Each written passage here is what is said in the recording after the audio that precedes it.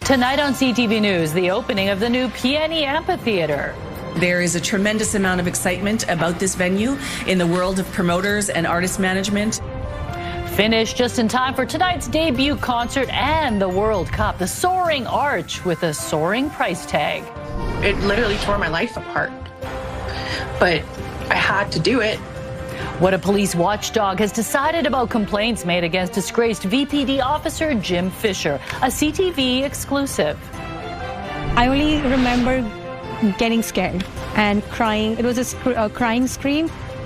Violent overnight break-in, a surprising twist when the criminals discover the owner inside. What happened next? This is CTV News with Mi Jung Lee.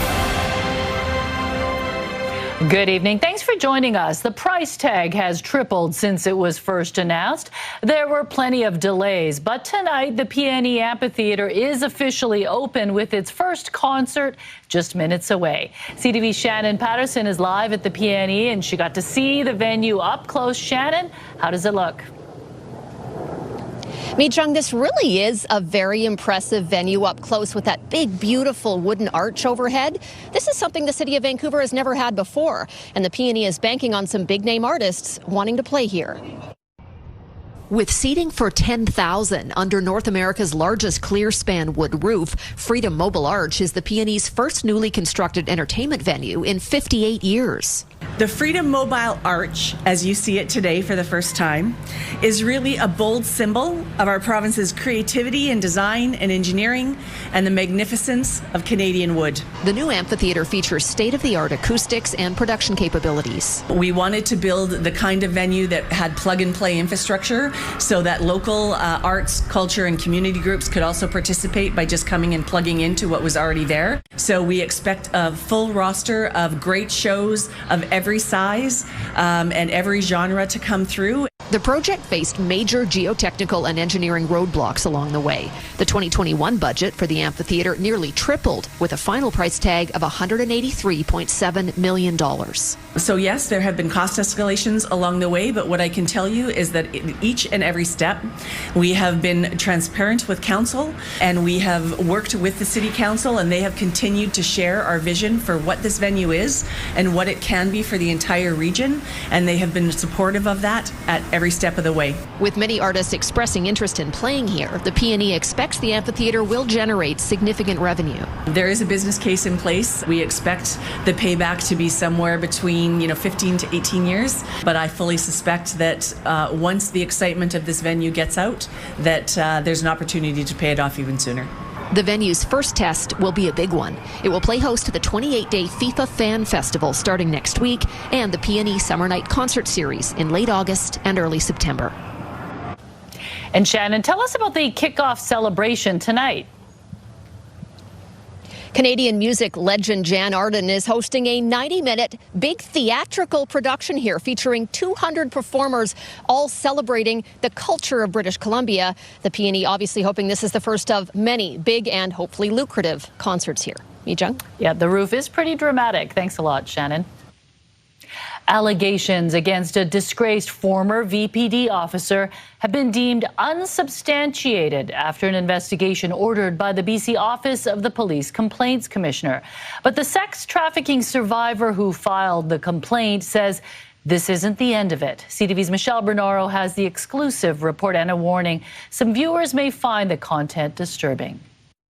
James Fisher is a former high-ranking Vancouver police officer with a criminal past. But most recently, he was the subject of a complaint filed by this woman, who we are only identifying as Yulia. It tore my life apart. It literally tore my life apart. But I had to do it. Last October, her complaint led to BC's Office of the Police Complaint Commissioner ordering an investigation into Fisher over allegations of discreditable conduct. I'll never forget what happened because it's lifelong damages. Yulia says in 2008, while being trafficked, she was booked through these emails shared with CTV by a man named Steve, who promised a very tasteful but erotic photo shoot with another woman. He wrote, "This does not lead to sex, of course." But she says the emails were a lie. There was a bed set up in the front entry as soon as I opened the door on the ground, like a mattress on the floor, with sex toys laying on it. I was instructed by the man to perform sex acts on the woman. She says Steve told her he was a senior RCMP officer. Yulia shared this experience years later in 2024 when she was speaking with the Civil Law Office. I described a predatory pattern to a legal expert, and she suggested that I look into VPD misconduct. During an online search, she saw a story about Fisher and a photo. In 2018, Fisher, who had worked with sex trafficking victims, pleaded guilty to sexual exploitation and breach of trust. The victims were a teen girl and a young woman who were witnesses in a case. Yulia alleges Fisher is the same man she knew as Steve. But the OPCC investigation noted that Yulia's method of identification was problematic and that this identification also occurred 16 years after the alleged offense, so naturally memory could have faded. The investigation did not identify any issues with her credibility, but determined that Fisher was on duty the day of the alleged incident, could not be linked to the car associated to the complaint, and a criminal investigation did not lead to charges. Ultimately, the complaint against Fisher was found to be unsubstantiated. I was ready for that, to be honest with you. I know it's really hard to do things like this. I know that it's an uphill battle when you're investigating law enforcement.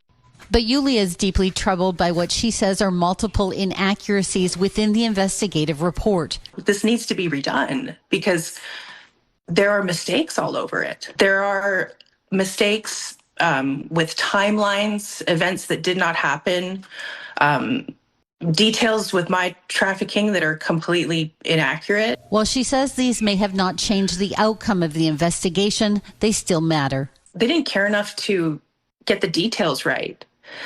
They didn't care enough to ask more questions. The OPCC says due to confidentiality provisions, they cannot comment. CTV also tried to contact Fisher through his former lawyer. However, we did not hear back from him. As for Yulia, she says she will seek a review of the decision. In the meantime, she continues her work helping other trafficking survivors find justice. I had to do a lot of it alone. And it's really hard, and I don't want survivors to give up. Michelle Bernoro, CTV News, Vancouver. Premier David Eby is speaking out about the sexual assault charge facing independent MLA Jordan Keeley. The position of the BC NDP government is very clear. If you're facing serious criminal charges, you can't simultaneously be representing your constituents. And our position is that Mr. Keeley needs to resign his seat. Officials say Keeley is facing charges for alleged offenses that took place between January 1st and September the 20th, 2024. None of the charges have been tested in court. Keeley was originally elected as a Conservative to represent Peace River North, but now sits as an independent after leaving caucus last year. Eby also called for the resignation of Richmond MLA Han Chan, who has been charged with assault. A New Westminster cafe owner is counting her blessings after an attempted break-in that could have turned out much worse. She says she was sleeping inside her business when someone tried to force their way in. As CTV's Chris Wiggins reports, the frightening encounter has also sparked an outpouring of support from the community. A shattered front door is the damage left behind after an attempted break-in at a New Westminster cafe early Thursday morning. The owner of You and Me Cafe, located on 12th Street, says she was asleep inside the business shortly after 2:15 a.m. when a loud crash suddenly woke her up. At first, Amrin Satani said she wasn't sure what was happening. Then came another realization. Someone dressed in all black was trying to get inside. Her reaction was instinctive. I only remember getting scared and crying. It was a crying scream. And according to Satani, that scream was enough to send the suspect running.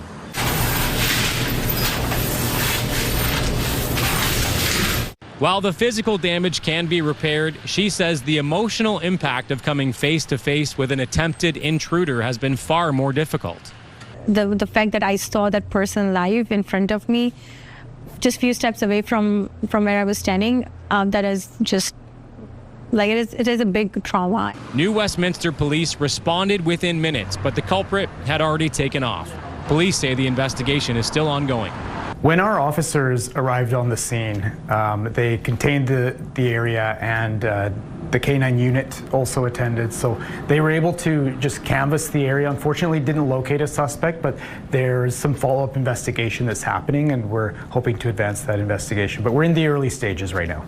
Satani later shared this video on social media of the damage, both to document what happened and to alert other local business owners. Amron says she's been overwhelmed by support from customers and neighbors since the incident on Thursday morning. New Westminster police say anyone with information about the attempted break-in to come forward. Chris Wiggins, CTV News, New Westminster. A major investigation in Vancouver's downtown east side has led to a significant seizure of drugs, cash, and weapons. For some, it's another reminder of ongoing safety concerns inside supportive housing in the neighborhood. CTV's Kevin Chirac has more from the downtown east side. Police didn't provide specifics on what prompted Project Bingo, only saying that suspicious activity at an SRO in this neighborhood sparked an investigation that started months ago and led to a large seizure of deadly drugs and an arsenal of dangerous weapons. Multiple swords, a hatchet, and a crossbow among the many weapons seized, along with illicit drugs, including fentanyl and crystal meth, with a combined value of nearly $80,000, the result of a nearly 6-month investigation called Project Bingo. They were able to submit a search warrant, and that's when they executed the search warrant with the emergency response team and the K9 team as well, and that's where they were able to seize all the items that were found in the suite. Police say the raid happened last month at an SRO near East Hastings and Princess Avenue. They also found more than $10,000 in cash, body armor, and a handgun with ammunition. A 61-year-old Vancouver man was arrested. I know of them, yes, and they're people that I definitely stay away from. Jason Mandolin lives in an SRO nearby and says safety for him and his family is a constant concern. They're very dangerous people. I've just the other day outside of my other SRO, the guy had a knife and he was going to go and stab somebody, and you know, what do you do about it? You know, it's a pandemic down here that's, you know, it's getting worse and worse. The suspect was released from custody, but police say they'll be recommending multiple charges to Crown Counsel. Kevin Chirac, CTV News, Vancouver. Stage 3 water restrictions will kick in across Metro Vancouver Monday for the first time in over a decade. Starting June 8th, all lawn watering will be banned, so automated sprinkler systems need to be shut off. Residents also won't be able to fill or top up pools, hot tubs, or water features. Car washing at home is also a no-go. Stage 2 restrictions have been in effect since early May, but Metro Vancouver says it needs to get water usage even lower as it replaces a nearly century-old water main in Stanley Park. We took that main offline last fall, and we've been able to supply water no problem since then. But getting into the summer demand period, we see our water use increase by almost 50%. And if we get up into those ranges, we could have some pressure issues in certain parts of the system. She says water restrictions are also necessary because snowpack levels are nearly gone and people tend to use more water during the summer months. And let's take a look outside. A shot of Canada Place. A pretty gray day today, but not too bad. Caroline's here, and I think I saw the sun trying to peek out a few times. Yeah. But there wasn't a lot of showers, actually. No, not a lot of showers, but the sun was trying so hard, Mi Jung, but the gray day won, and that is going to be the theme for tomorrow. But right now, let's take a look at the current temperatures. Not too shabby out there. 15 in Vancouver, 12 in Surrey. Actually, the average for this time of year, the average high is 18, so we are below average in that respect. As for the weekend, tomorrow it's going to be a little bit more the same as today, but we do have a clearing trend in store. Would you just look at Sunday? But that will not last. I'll have more coming up in the forecast in about 20 minutes or so, but get out and enjoy Sunday. Sounds good. Yeah. All right. Thanks, Caroline. An emotional plea tonight from the family of a young Coquitlam man who has found himself locked up in a prison overseas. As CTV's Dimitra Maragos reports, the student was arrested because the prescribed medication he was carrying is illegal in the country of Georgia. Sorry, it's because he's only 22 years. It's like start life. Anna Bond says she's living a mother's worst nightmare. This is my world. My children, it's my world, yeah. In April, her son Simon Rovinsky traveled to Georgia in Europe when his family says he was randomly searched at the border. I received a really frantic message from my brother that said, call mom, call the police if you don't hear from me in the next 24 hours. I've been arrested. Simon is diagnosed with ADHD and his doctor prescribed him Adderall, which the family was told is illegal in Georgia. My brother has a valid prescription. He clearly wasn't trying to hide his medication. He made no attempt to conceal it. Like he wasn't, trying to do anything illegal. This is the receipt Rovinsky showed officials, but his family says he was told it wasn't enough. He needed the original prescription. Because he did not declare it, Rovinsky says her brother was taken into custody. His family didn't hear from him for 48 hours. We didn't know if he was dead or alive. We didn't know if he was being hurt. Bond eventually heard from her son's lawyer in Georgia that his hearing was the next day and that they would have 48 hours to send the prescription. The fastest time for shipping documents from Canada to Georgia is 7 days, and we were given 48 hours. At the hearing, the family says Rovinsky was charged with 2 offenses: large-scale smuggling and the illegal acquisition and possession of a narcotic substance. The family says his sentencing is set for June 25th. He could face serious prison time. Nobody should be sitting in a jail cell for 20 years for their medication. CTV News has reached out to Global Affairs Canada. In a statement, it says Global Affairs Canada is aware of the arrest of a Canadian citizen in Georgia. Consular officials are providing consular assistance and are in contact with local authorities. The family says the government could be doing more. It's just been incredibly frustrating and overwhelming to see this lack of response from the government, when you would really hope that this would be the situation when they would protect their citizens abroad. With her son's future unknown, Bond says her focus is clear. This is my dream. It's come back, my son come back at home. Dimitra Maragos, CTV News, Coquitlam. What the MLS commissioner said that has Whitecaps fans worried. Also ahead. This is the longest operational period with the largest deployment of members in the Toronto Police Service's history. Toronto's first World Cup game is a week away. What officials are telling residents and fans when CTV News at 6 continues. Stay with us. Science World has completed its transformation into a soccer ball just in time for the World Cup. 131 panels were installed over the last month to recreate the official match ball. Various soccer-themed programs are taking place over the summer, and Science World is offering a 20% discount to visitors on match days. From traffic to transit stadiums to safety, World Cup host cities are in the final stretch of preparations. With the kickoff just a week away, we check in with Canada's other host city to see whether Toronto is ready to welcome the world. CTV's Sean Leathong has the latest. The city has been preparing for soccer to take over. And with just 1 week to go, the question is the city ready? Yeah, I think it's really ready. It has all the vibes. We're ready.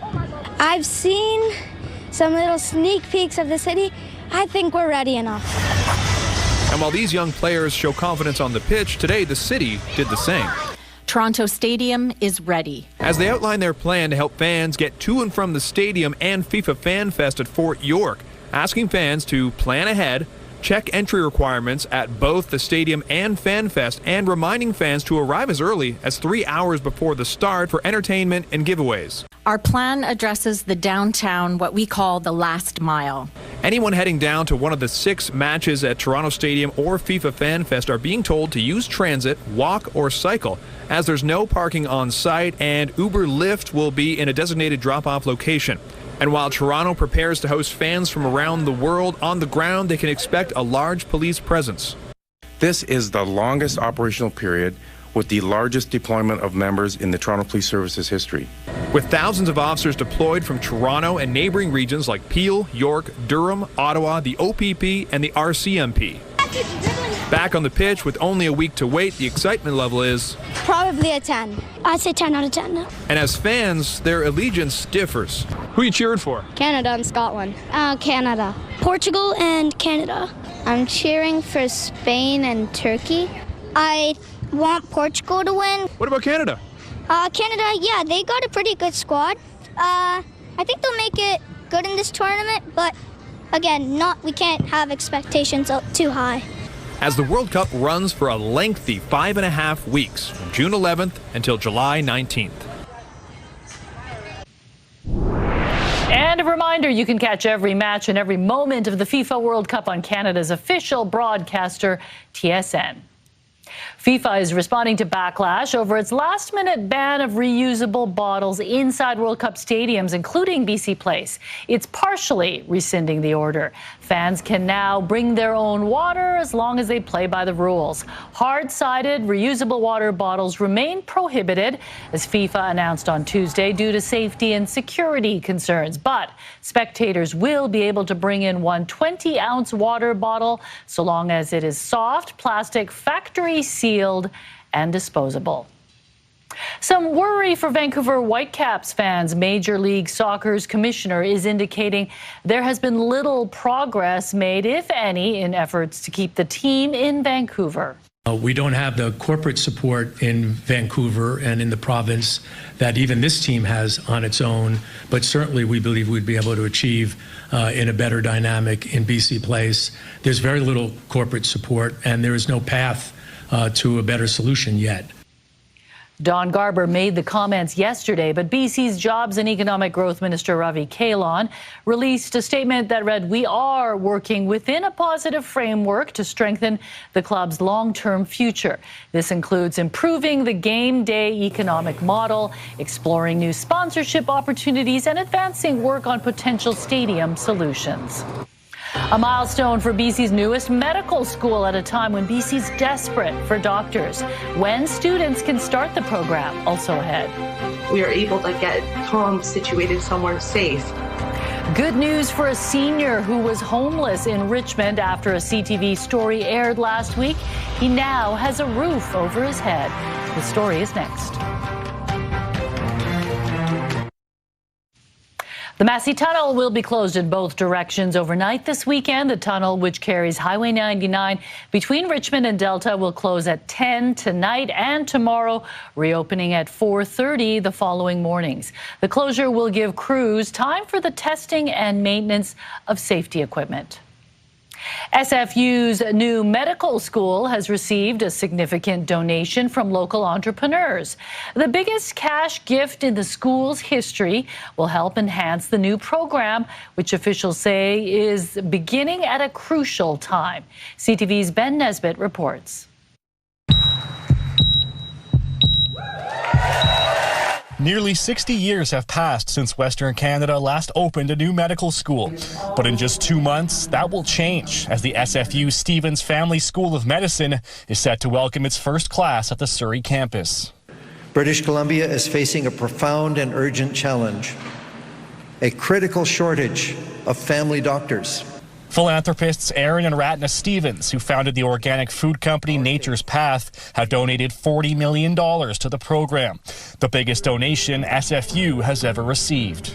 Their gift marks a transformative moment for SFU and for future communities across BC. The gift will support research, innovation and infrastructure, while the province is footing the majority of the remaining bill. The Premier says the program's opening comes at a critical time. We need institutions like the SFU Stevens Family School of Medicine to train up that next generation of medical professionals. So we have the capacity here in BC to provide medical support, whether it's a family doctor, a nurse, health science professional. The inaugural class of 48 students will begin in August. Some were here today, eager to start their journey with the goal of eventually helping the province get through this doctor shortage. Practicing rural family medicine would be a goal of mine, and it's why I applied to this specific school in mind, to really try and move forward with this mandate and the vision that we have here at the school, which is advancing primary care. The program will start at a temporary location on campus, while the province says construction for the permanent location is set to start this fall, with an estimated completion date of 2030. Ben Nesbitt, CTV News, Surrey. A positive update tonight on the story we brought you last week of a homeless senior living on the streets of Richmond. 76-year-old Tom Tong has now been placed in a long-term care facility with the supports he needs, a bed and a roof over his head. Tong has mobility and cognitive challenges and had been living for years in parking lots and emergency shelters. After our story aired, the province found space for him, and outreach workers say he cannot stop smiling. And because of CTV News and all the other media coverage on this situation, we're finally getting a little bit of a push. We are able to get Tom situated somewhere safe, and that's like forever grateful in our hearts. She says while Tong's placement is a relief, many seniors in Richmond are still experiencing homelessness. The war on Iran has some travelers concerned there could be a jet fuel shortage this summer. What airlines are telling passengers also ahead. Some people wear vests while out for a run. Well, now they can wear a special vest made by a Canadian dairy giant, one that actually helps them make butter. We'll explain. Time for tonight's Skywatch, a calm evening at English Bay with peaks of blue sky as the sun sets way off in the distance. CTV Skywatch is brought to you by Kermac Collision and Autoglass, the name you'll remember when it matters. Kermac cares for kids. The high price of butter has inspired a running trend, and that has caught the attention of one Canadian dairy brand. Lactantia has dropped the ultimate butter churning vest. It's inspired by the viral churning and burning trend on social media, where runners try to make butter by stashing a bag of cream in their vests before heading out. Lactantia's vest is designed with special cooling front pockets and comes with a container to hold the cream. There's even a dedicated slot for a butter knife and another for a slice of bread.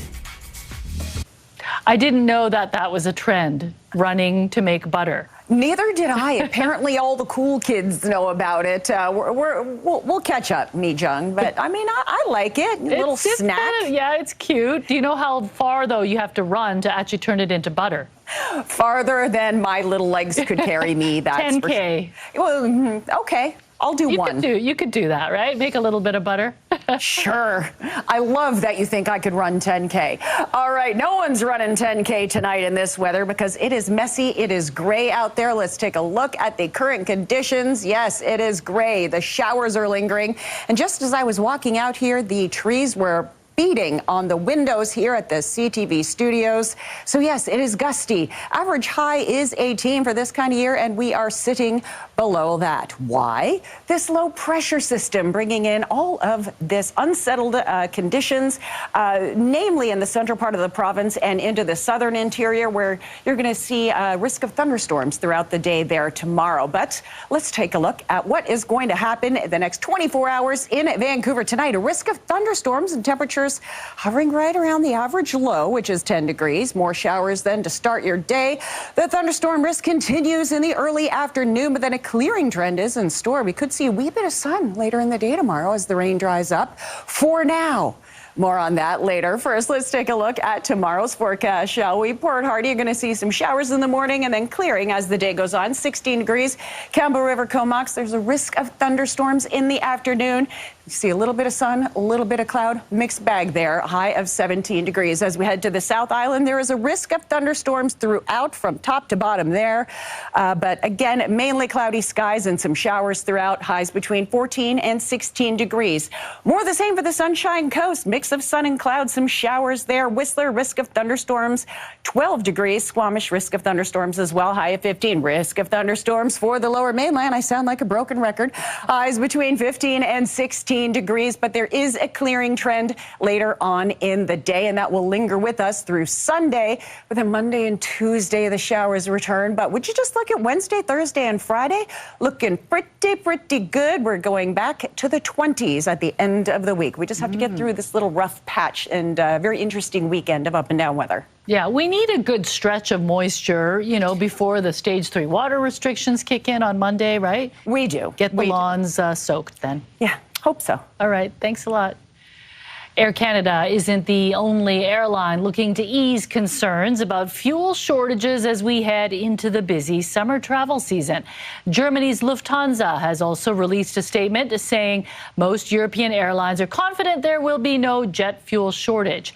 Analysts have warned the continent is at risk of running out as the closure of the Strait of Hormuz halts jet fuel shipments. Air Canada says it doesn't anticipate any significant impact throughout the summer. The price has gone up, but the issue right now is, you know, do we have enough of a supply side? And I think that that's where these declarations by the airlines are really, you know, a marketing effort by the airlines to reassure passengers that, there is no issue with supply. And I think, you know, the question is still out there as to whether that supply is really there or not.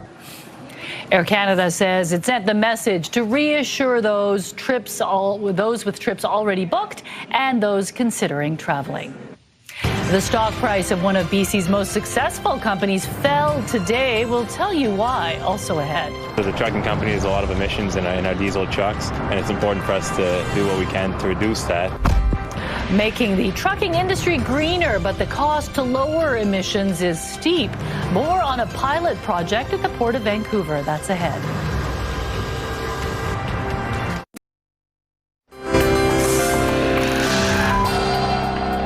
Taking a look at today's markets, the Canadian dollar down again, trading under 72 cents to the U.S. dollar. Oil down by $2.50 to just under $91 a barrel. Gold saw a $139 drop. Taking a look at the stock markets, the TSX lost 803 points. The Dow Jones plummeted 695 points. The latest job numbers are out and they beat forecasters' predictions. According to Stats Canada, the country's economy added 88,000 jobs in May, driving unemployment down 0.3% to 6.6%. Full-time employment drove the gains, while part-time jobs took a drop. Unemployment among youth is down 0.9%, and students are off to a better summer job season than last year, which was the worst in nearly a decade. The numbers today were strong enough to reverse most of the losses that brewed in the data to start the year. While economists are calling today's report a positive signal, they warn it is too early to tell whether Canada's economy will continue on this positive path. Shares of Lululemon traded sharply lower after the Vancouver-based yoga wear maker cut its profit and sales forecasts for the year. Lululemon says its performance is being affected by negative commentary in the media and online about its brand. It also says not all of its product launches have met expectations, and the now resolved proxy contest with founder Chip Wilson did not help. Check your bank account. You may have received a top-up as one-time payments roll out under the new Canada Groceries and Essentials benefit. The Secretary of State marking the milestone in Surrey this morning. Today, those that receive a GST top-up every quarter, they will be receiving $267 if they're a single person, and then $530 if they're a family of four. The benefit is tied to the GST credit and will reach 12 million Canadians, including about 1.6 million in BC. Eligible recipients will get a one-time top-up today, with quarterly payments continuing through 2031. The CRA determines eligibility based on your latest tax return. Ottawa says the goal is to provide relief from rising costs while supporting longer-term economic stability. They look like regular trucks, but they sure don't sound like them. Electric container trucks are now operating at the Port of Vancouver as part of a pilot program. It's the first step in promoting alternative fuels and technologies for the port. the port in partnership with the province. CTV's Yasmin Gandam has the story. This is what the engine of a diesel truck sounds like. And this, quiet, thanks to new electric container trucks. Lane assist, and then auto braking system. Yeah, it's going to be, so I like that. Guinea Dillon has been operating trucks for 15 years. He says the new ones make the job much easier and safer. I was so excited, actually. Yeah, couple days, it's going to be, different experience. But I like it. It's part of a pilot initiative called Electra, supporting the transition away from fuel-powered equipment at the Port of Vancouver. 5 trucking companies have signed on, including Simard. As a trucking company, there's a lot of emissions in our diesel trucks, and it's important for us to do what we can to reduce that. The project is in partnership with the province and Transport Canada, with an estimated $3 million investment. But the trucks are not cheap. So you're probably looking today at around $600,000 for a truck. 4 battery container trucks are already operating at the port, with 2 more expected to hit the road later this year. Our plan is to collect data over the coming year about the driver experience and how trucking companies are using this technology. At the end of the day, we plan to compile that information in a study, share the results with industry and government. The hope is for the pilot to be the first step in a low emissions future for the trucking industry. Yasmin Gandam, CTV News, Delta. Hats Off Day, a public disco, and the much anticipated Capilano Canyon kickoff. The Friday feel-goods are just ahead. Plus, the Squirrel Portal. Adam meets a woman with a story about a weird sound in the wall that ended up being a meaningful reunion. Next on the Sawatsky Sign-Off. Right now, here's Carrie with a preview of your morning Vancouver. Some big changes at BC Place during FIFA World Cup matches. Monday on Your Morning Vancouver, from security to upgrades to food and water bottles, a closer look at what fans can expect. Also, what happens to drug labs after they're shut down, what some are calling for to make them safe for market. Plus, they've got a new leader now. We'll have the latest polling on the BC Conservatives. We'll see you Monday morning.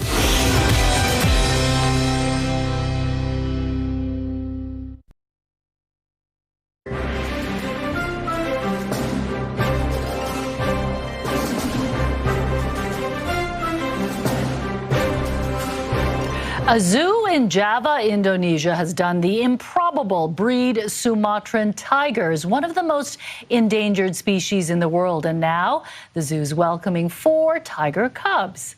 The zoo unveiled the 4 young cats this week. The litter of 3 males and 1 female was born in March. Sumatran tigers are difficult to breed in captivity due to their highly selective reproductive behavior. The zoo, Taman Safari Indonesia, now houses 24 Sumatran tigers, all for conservation purposes. Adorable. Well, Parks Canada has been collaring some grizzly bears in Banff this spring to help track their movements. But famed Bruin the Boss was having none of that. The Boss was outfitted with a tracking collar on May 13th and within a few days managed to rip it off. Officials say his ability to remove it isn't unusual for large male grizzlies, as their neck size makes it easier to slip off compared to younger males or females. Parks Canada says the GPS data provided through collaring helps better manage grizzlies and their habitat. See, there's a reason why he's called the Boss. Well, that last look there, he was like, yeah, put a collar on me now. I dare you. Yeah, he does not want to be tracked. I don't know what they're going to do to track him now. A vest? He leaves his mark anyway. Exactly. Okay, well, it is time for Friday Feel Goods, a weekly roundup of unique events happening in Metro Vancouver. Here are 3 things worth checking out.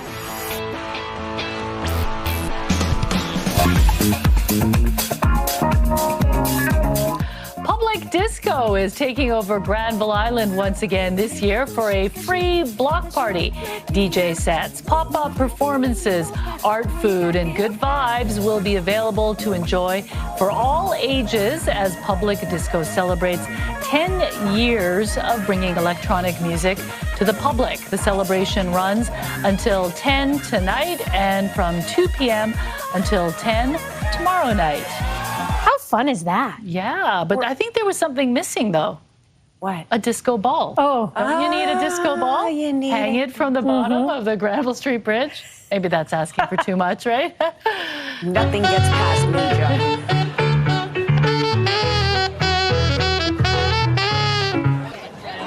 Burnaby's biggest street festival returns for another year as the local community will pack Hastings Street once again for Hats Off Day. People can enjoy a full day that includes the family fun dash and the parade before the street party kicks off. Running since the early 1980s, Hats Off Day has grown to see more than 60,000 visitors attend every year. As a born and raised Burnaby girl, I love Hats Off Day. So you've been. So many times. Yeah. It's a we great just one. have to have the weather cooperate this weekend, though, right? We can cross our fingers. Sunday. It's okay. Sunday, okay. Sunday's better, right? Yeah. And World Cup fever comes to Capilano Suspension Bridge Park, with people from across the globe coming to Vancouver to enjoy the beautiful game. The park is getting ready to welcome visitors with the Canyon Kickoff. From June 6th to the 19th, visitors can enjoy an immersive soccer-themed experience, blending nature and soccer, and you can even enjoy themed food from all of the countries that will play at BC Place at the Cliff House Restaurant.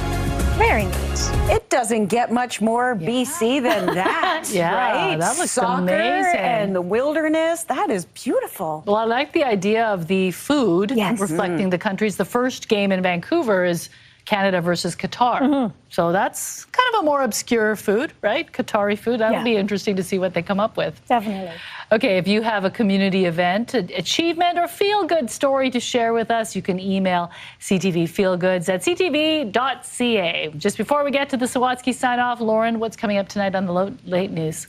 Well, Mijang, we are hearing from one of the biggest names in women's hockey tonight, Sarah Nurse, about re-signing with the Vancouver Golden Eyes.